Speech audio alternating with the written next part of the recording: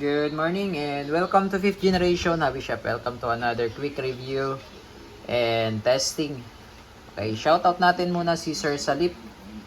Okay, welcome to 5th generation Hobby Shop. This is the Umarex T4A. And meaning ng T4A, training for engagement. This is TR50. So, TR50 stands for Tactical Revolver. Yan. Kaya siya 50 kasi this is caliber 50. Ayan, so ito yung specs. T4A TR50 Gen 2 Black .50 or caliber 50 CO2 powered 7.5 joules 6 rounds. Ayan, so ito yung mga caliber 50 na bala. Meron tayo ditong caliber 50 na rubber ball. Ayan, rubber ball yan. Tapos meron tayong caliber 50 solid ball. Ayan. Plastic siya na solid. Ayan, para siyang paintball. Ayan, pero solid yan. Meron din tayong Dis 50. Ang tawag po dito ay Dis 50. Ito po ay caliber 50 na meron siyang aluminum ball sa gitna. Tapos itong naka-coat sa kanya is made by plastic. Ayan. And also yung Devastator. Ito naman yung Devastator na meron siyang parang groove. Ayan. Tapos aluminum ball din yung nasa gitna. Yung Devastator, nagtry tayo sa bote ng Red Horse. Basag. Yung grande. Basag siya dito sa Devastator. Ngayon, ang susubukan natin itong Dis 50. So, sinubukan natin siya sa rubber ball. Yung bote ng Red Horse, hindi nabasag. So, ngayon, itatry natin dito sa Dis 50. Yan. Ito, bagong bala to. Susubukan natin. Okay, so buksan na natin. So, ito pala yung kanyang propellant. So, yung kaninang in-explain ko, ito yung mga projectile niya. Ito yung mga bala. Yan. Caliber 50 yan. Yan. Ganun kalaki ang caliber 50. Tapos, ito naman yung CO2 cartridge niya. Ito yung propellant niya. Ito yung CO2. Non-threaded na 12G. Yan. So, ito good for 30 to 40 shots. Yan. Bago maubos. Disposable po yan. Okay, so, ito yung unit.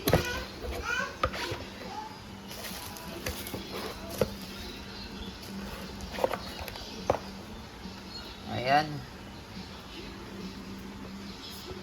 With markings yan ng T4A, TR50 Gen 2. Ayan, ito yung magazine. So, pag-release ng magazine, ganyan lang, oh. Ayan, tapos, oh, yun, oh. Ito yung magazine niya. 6-rounder. Ayan. Tapos, ito naman yung kanyang quick tear or yung quick pursing. Ayan, oh.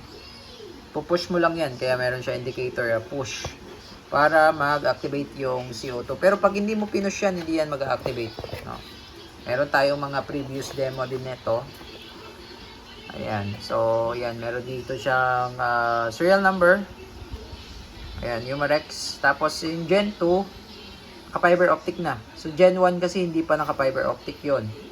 Gen 1. Tapos, meron din siyang rail para sa accessories. Pwede mo siyang lagyan ng red dot optic, scope, and also flashlight.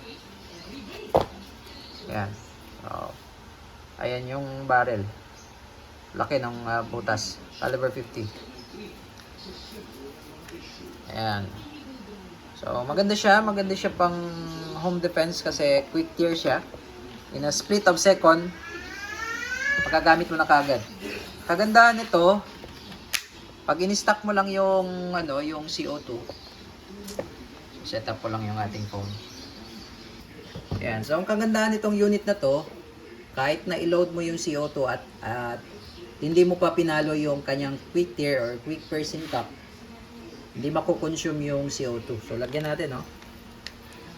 Ito yun, quick pursing cap. O, para mabuksan, ikot mo lang siya counterclockwise. Ito yung mechanism niya. Yan, tapos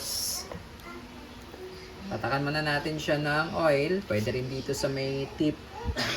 Pwede rin dyan. Pwede rin dito sa may quick tear. Yan, yung may parang parang karayom. Tapos, i-load lang natin siyang ganyan. Tapos, pasok yung, ayan, nahipitan natin. Yan. Hanggat sa hindi mo na may ikot yung quick tear, maigpit na yan. So ngayon, nung ilagay natin siya dyan, yung CO2 niyan hindi pa nakukonsume. Hanggat hindi natin pinapalo ito. No? Kasi ano siya, ang kagandahan nitong TR50, di katulad ng mga ibang unit natin, yung sa mga 3 joules lang.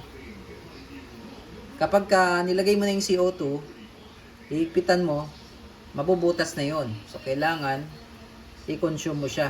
Kasi pag hindi mo siya ma-consume, mauubos. Ito, kagandahan nito, kahit i-stack mo lang siyang ganyan, yun nga, papaluin mo lang pag kailangan gamitin, tsaka mo siya paluin. Pero pag hindi mo naman siya kailangan gamitin, hayaan mo lang siyang ganyan. Tingnan nyo yung CO2, andun pa rin, hindi siya nabubutas hanggat hindi nyo po pinalo yung, ayan, so hindi siya butas, walang butas yan. Kasi once na tinanggal mo yan at butas na, singaw na yan. So hindi siya mabubutas, so hindi siya makukonsume hanggat hindi mo siya inactivate or hindi mo pinalo yung push niya, yung button niya, yung itong quick tear niya. So, hindi mo siya, kung magkakagandahan niya, kahit i-stack mo siya, hindi siya makukonsume. Okay? So, ngayon dito, makikita nyo po yung indicator pin niya. Nakalubog pa yan. So, pag once na pinalo ko ito, lalabas yan. Yan, magkakaroon siya ng red. Lalabas pala siya, tapos may makikita kayong red. Yan. Subukan natin paluin, ano? So, papaluin natin. Mag-load muna pala tayo ng bala. So, ang gagamitin natin ngayon pang testing ay yung DES50. Yan natin ang So, itong DES50, hindi pa po ito kasama sa package. So, ang kasama lang nito ay rubber ball. Yung DES50 po ay sold separately po. So, load lang natin. Para lang makita nyo po na maganda ang bala na to, yung DES50.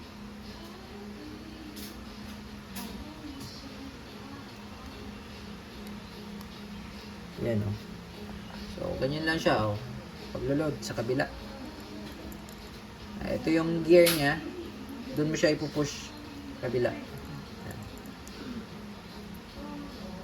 Ayan. Ayan. Magiging itsura niya.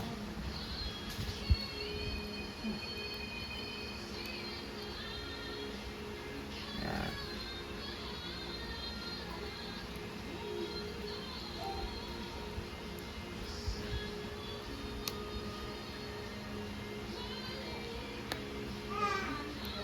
Kulang pa isa.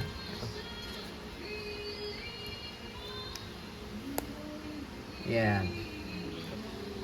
Yan yung bala niya. Oh. This 50 yan. Okay? Iba pa yung rubber ball. Iba pa yung Devastator. Ito, nasubukan na natin to last time. Okay? So, ngayon, papaluin ko na po ito, no? So, push mo lang. Yan. Tapos, makikita nyo po, red. Ibig sabihin, ready to fire. Okay? So, load natin tong magazine. Then, testing. So, wala siyang safety, pero meron siyang trigger safety dito. Wala siyang manual safety. Tapos, ito ay iikot nyo po isang beses. Isang beses lang. Okay, firing. Okay, so masusubukan natin siya sa bote ng Red Horse. Sunmig Pilpilsin pala. Okay, so this is the Gen 2 T4A TR50. Tapos, ang nakalagay dyan, nakasalang is the DES50, caliber 50. Okay, so firing.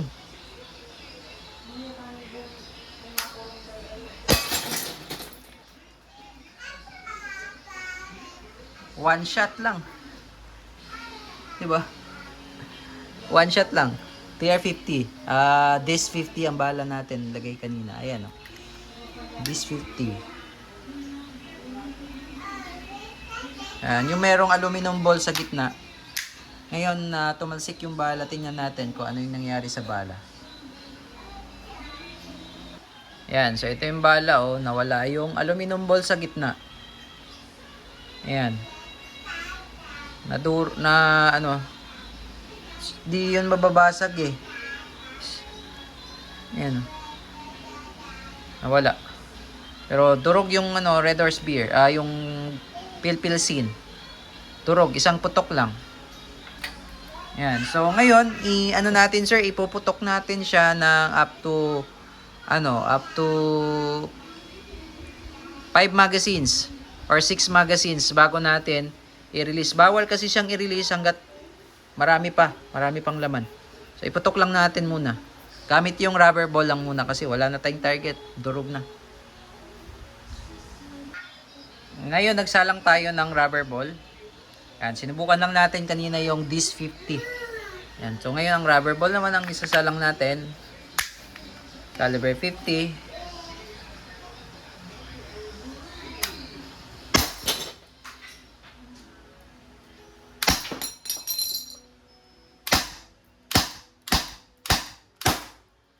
Okay, first mag.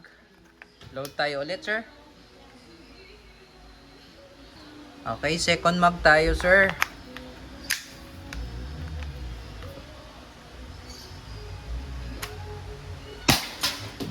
Lakas.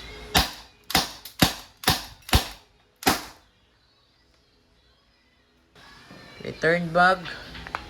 Pang third mag.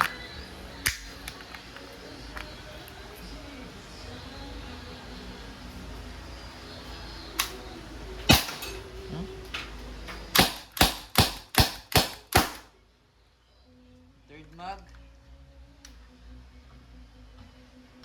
Okay, pang fourth mag tayo, sir. Fourth mag.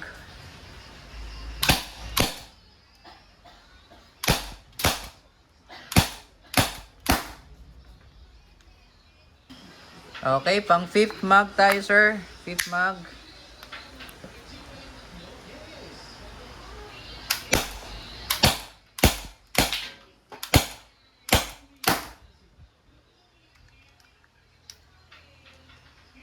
And then pang 6 mag.